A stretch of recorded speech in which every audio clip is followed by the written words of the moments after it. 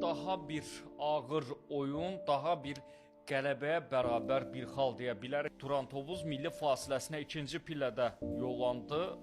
İstədiyinə çatmaq yönündə çox ağıllı, çox belə deyək, əzmkar futbol nümayiş etdirdi. Əliyar Ağayev Zirənin təzyiqinə dözmədi. Zirənin məşqçilər korpusunun baş məşqçisi Rəşad Sadıqovun təzyiqinə dözmədi deyə bilərik. Onun məşqçi olaraq və ümumiyyətlə ölkə futbolundakı ağırlığı, təsir gücü, bilmirəm, bəlkə də bu kimi detalların da təsiri çox idi.